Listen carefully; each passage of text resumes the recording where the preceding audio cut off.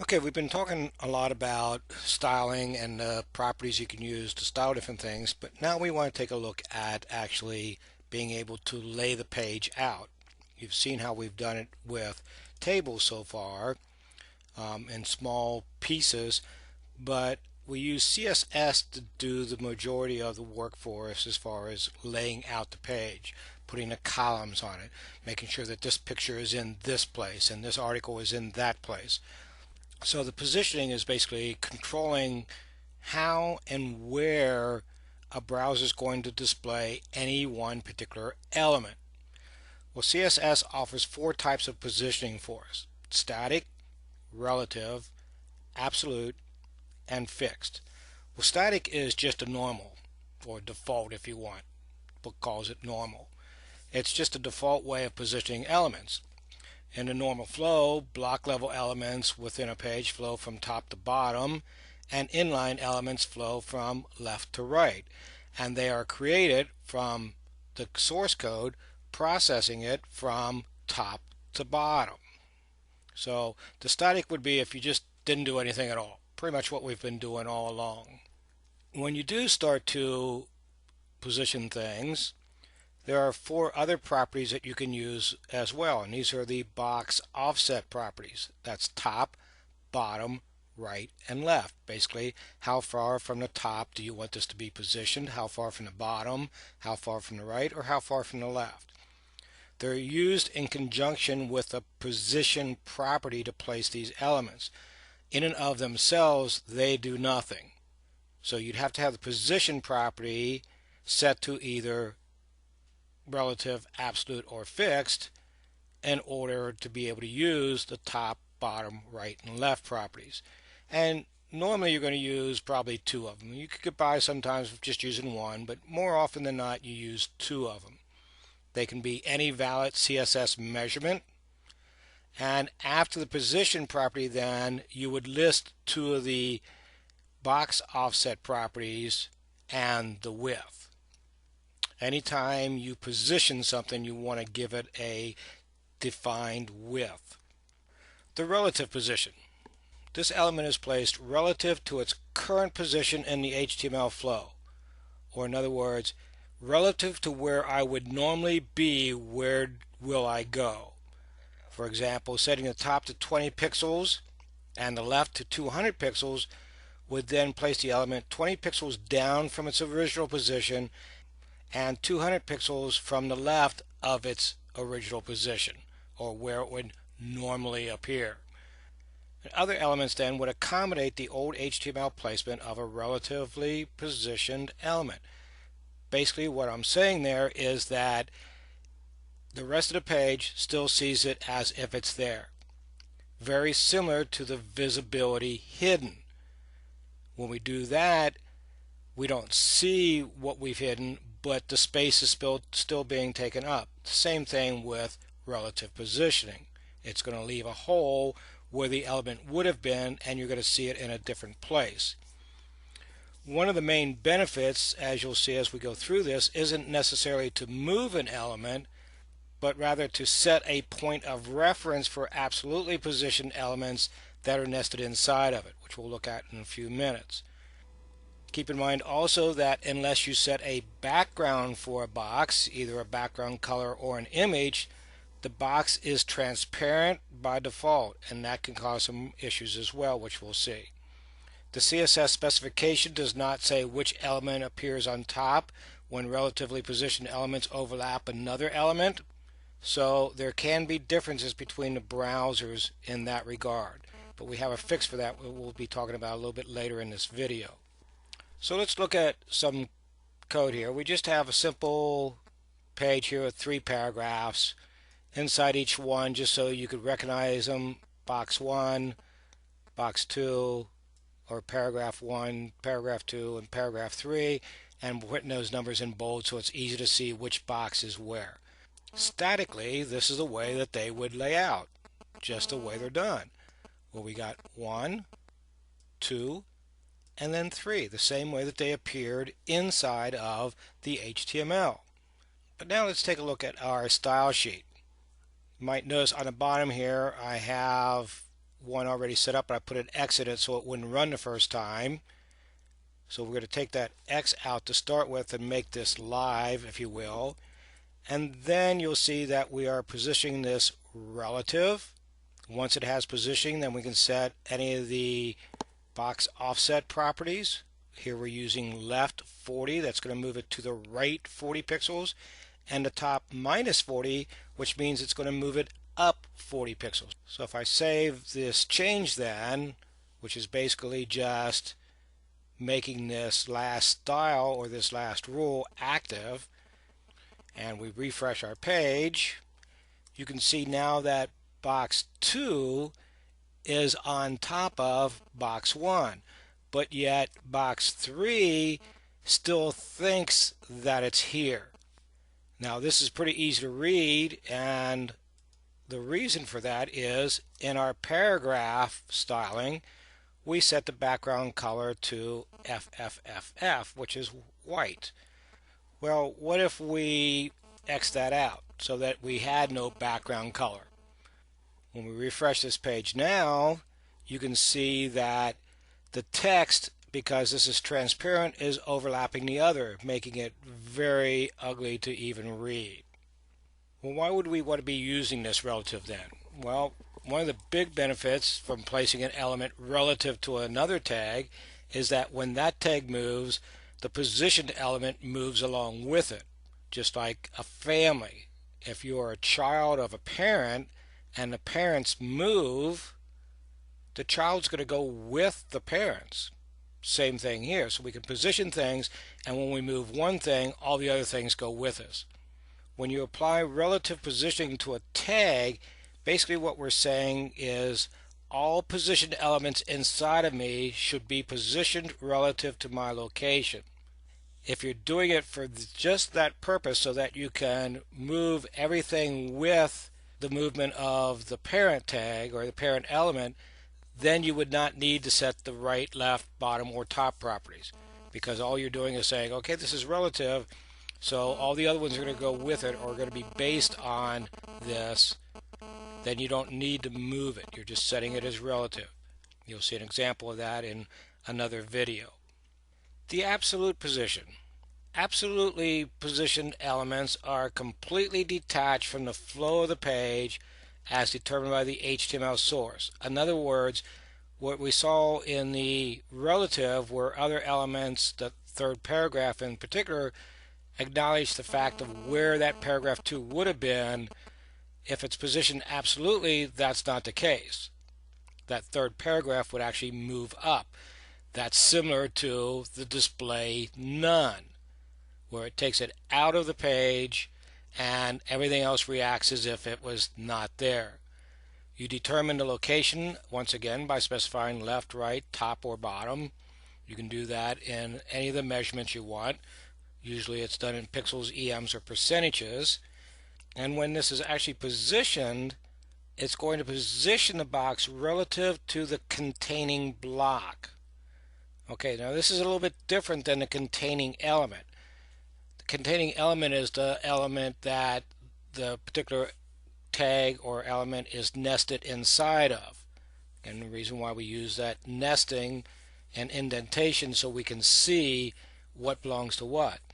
But when we talk about containing block, it's the containing element whose position property is set to relative, absolute, or fixed.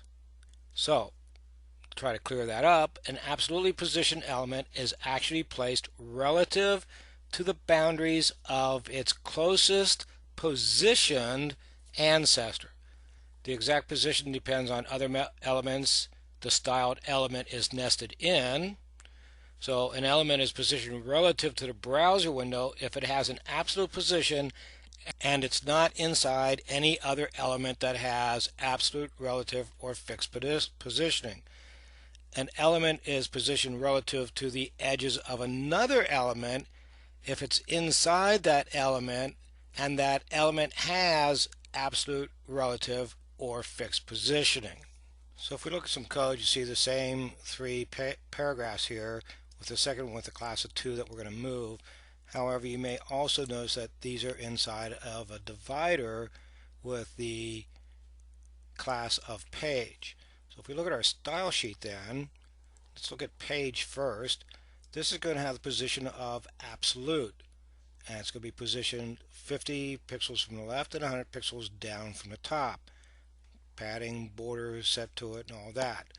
Paragraph 2 then has the position absolute, the same left 50, and top is minus 25. So this will move 50 pixels to the right, 25 pixels to the top.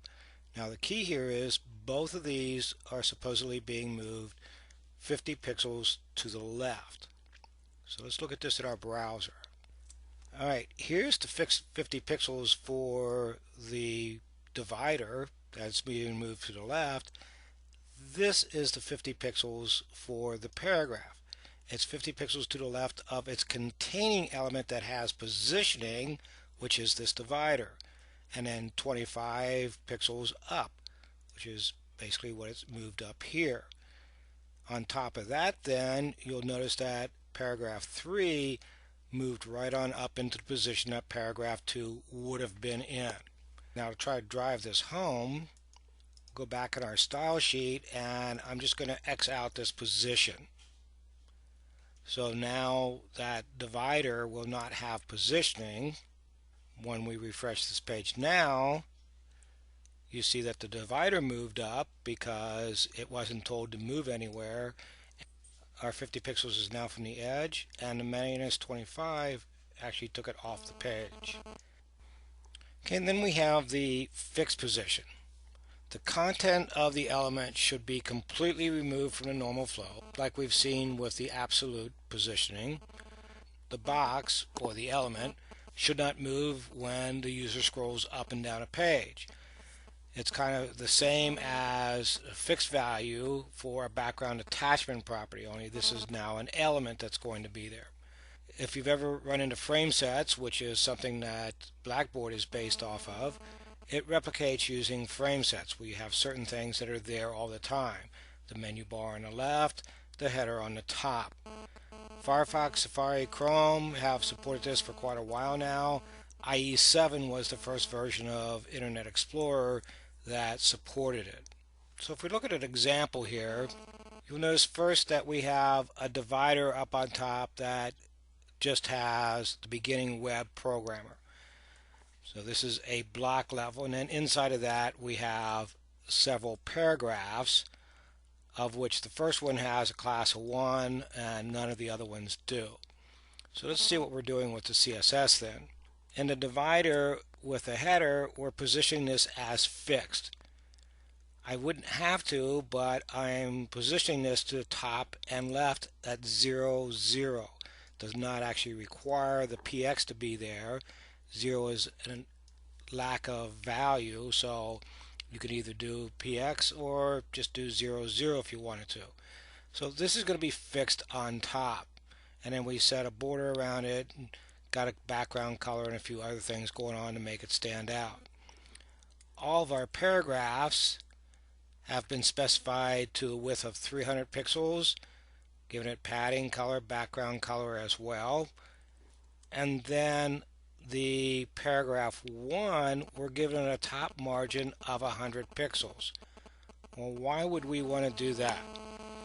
Well, we're going to do that because we took this out of the page and said this is fixed. So this is on that layer above the rest of the page.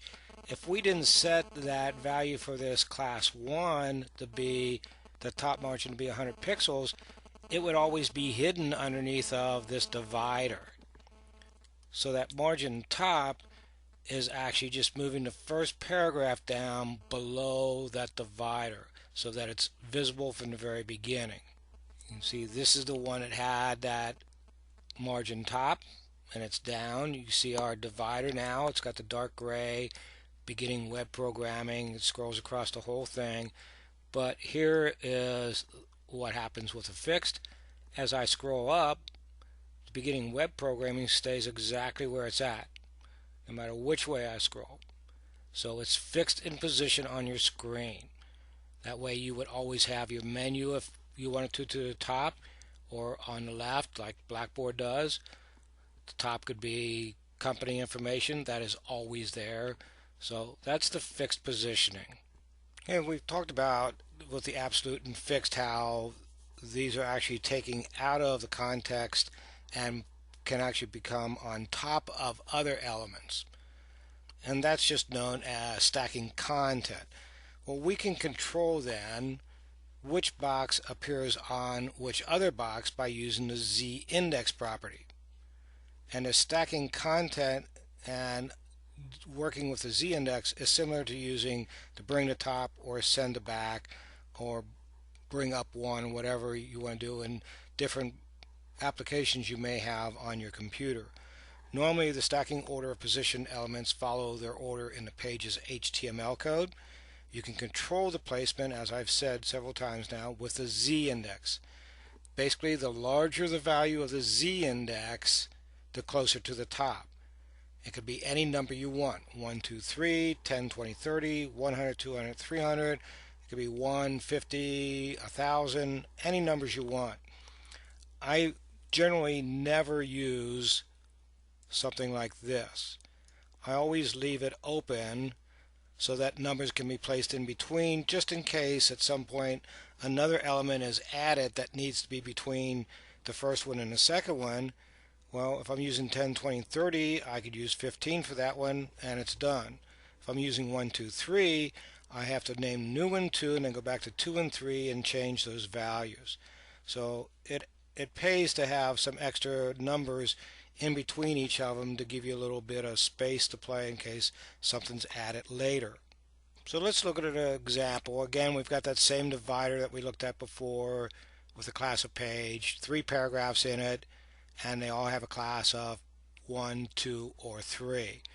In our style sheet then, you can see in paragraph 1 it has a z-index of 3, 2 has a z-index of 1, and 3 has a z-index of 2. So 1 will be on top, 3 will be in the middle, 2 will be on the bottom. And you can see here's the 1 on top, 3 is in the middle, and 2 is on the bottom. So that's how you can control it with a z-index. You can run into trouble if you try to position every element on a page. You can't really predict all the different combinations of browsers and monitors and settings that your user is going to use. So if you try to position everything, it's just going to get real complicated real quick. And it's going to be a little complicated to start with, but by positioning everything, you're really complicating things and you'll never understand it. So you only move or position the things that you have to, and use positioning sparingly for the elements that have to be moved. The most effective way of using positioning is to place the small items, small elements relative to other elements on the page.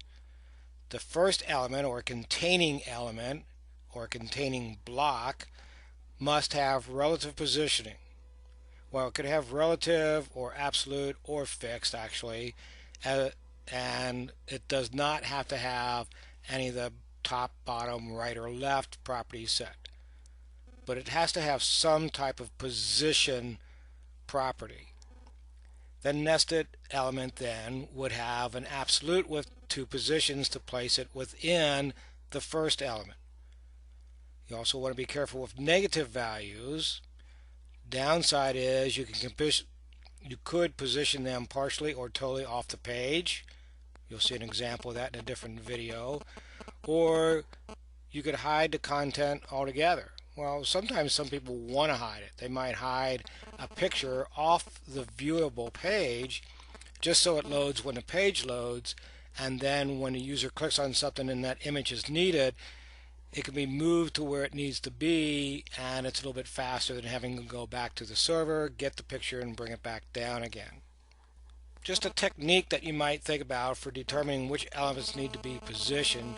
You first need to look at the page in normal HTML flow without any positioning, and then simply ask yourself, is this going to be in the right position by default? If it is, leave it alone. If it's not, then place it. So on the left here you see that we have our source code order. On the right we have the way it's going to look in a CSS layout. It's going to be a 3-column layout. Well, the banner comes first in our HTML. Do we need to move that? No, the banner is going to be at the same place again. So we don't have to move that. The second thing that's in our HTML is a container tag, a content wrapper if you want. This could be a section or anything like that, or a div tag or a section tag, things along those lines. So do we need to move that? No.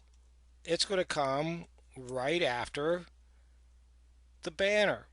We do, however, need to give it the position of relative because it contains the main content, the 2 sidebars, and the footer, and we're going to position them based on that container tag or that content wrapper. So even though we're not going to use top, left, right, or bottom, we are going to give it relative positioning for the rest of them. Then we have 3, the main content. Is it where it's supposed to be? Absolutely. It's right here in the middle. It's going to be exactly after that content wrapper opens up. The only thing we need to worry about with 3 when we're done with everything else is we're going to have to set right and left margins in order to make sure the content of 3 does not overlap the 2 sidebars. Sidebar comes after the main content. Do we need to move that? Well, sure we do. If we didn't move it, it would actually be down here where 6 is, and we actually want it here where 4 is. So we would use absolute positioning in order to get this where we want it on the left side of the main content.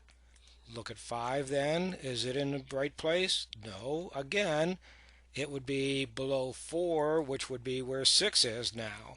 We actually want this to be on the right side, so we would use absolute positioning and to the values, to the box offset values to place it where we want it. And then the footer, is that going to be where we want it? Sure it is. As soon as we got everything else, actually it's going to follow the main content because we're taking 4 and 5 out of the main context of the page, so it's going to follow the main content. So the bottom line is, if you don't have to move it, don't. In this example, we had 6 different things. Out of those 6 different elements, we only had to move 2 of them, not all 6 of them. So this is positioning. And in the next video, we're going to look at floating elements as a way of positioning as well.